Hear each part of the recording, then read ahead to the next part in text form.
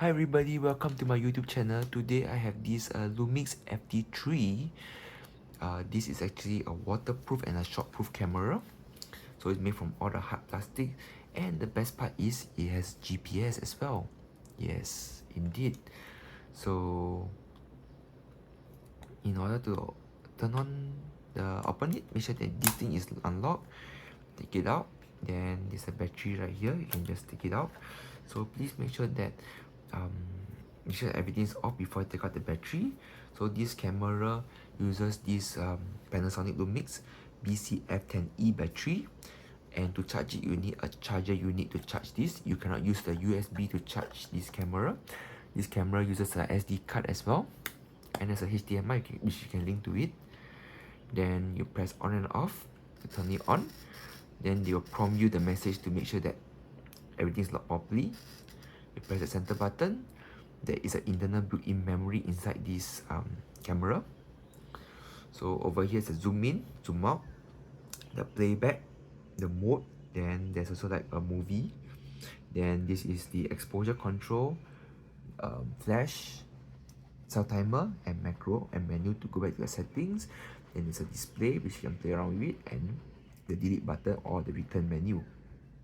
So then to make, first of all, display settings, you have a grid options, and they have an information section.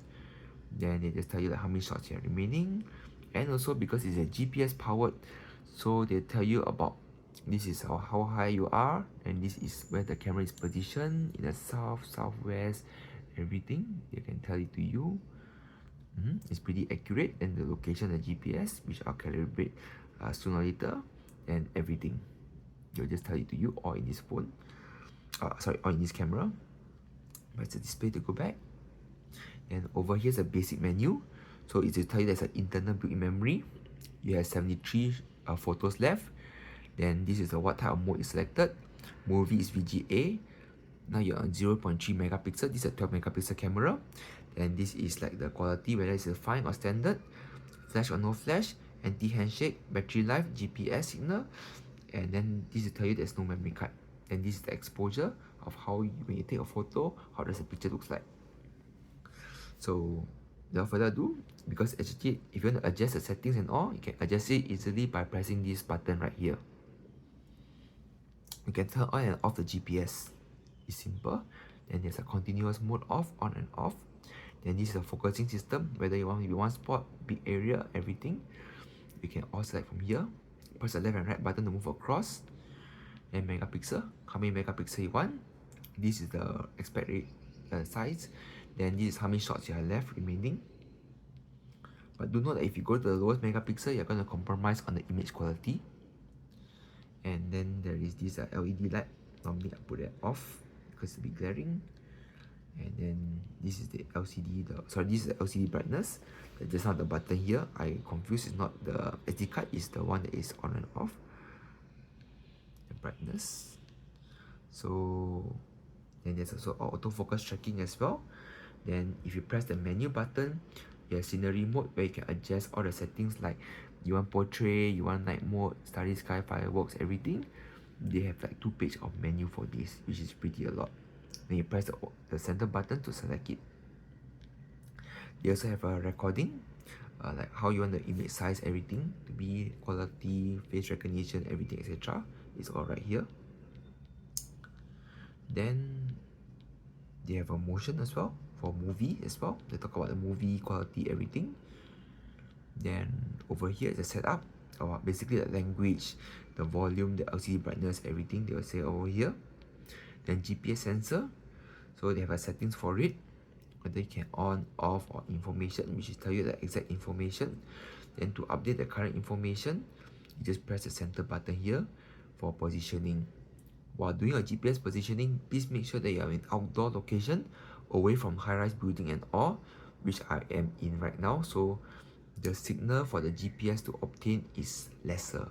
So it's recommended to actually go out in the open area to do it, and this will take a few minutes. So make sure that the bars is all available.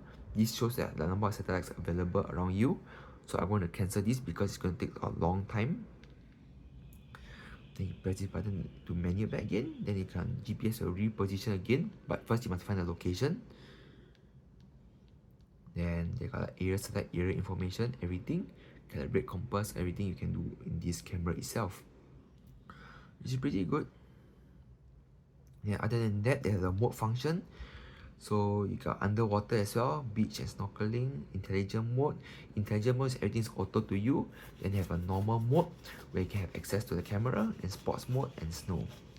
So over here you can just adjust like the flash settings and all these things. You don't want flash, you can just switch on and off. Auto flash, red eye deduction, everything, etc. That's pretty good. Yep, the image quality is amazing for this camera because it's waterproof and shockproof. Then the autofocus is a bit noisy, but it's like old camera, that's why it is. Then because I have GPS as well, so to save battery and all these things, normally what I do is I off the GPS. Yes, if you really need, because when you on the GPS, when you take a photo, they'll tell you which is location, where is it being taken at. Something like this, they'll tell you the location where it's been taken. Yep, so this camera, the battery lasts very long, which I really like it a lot.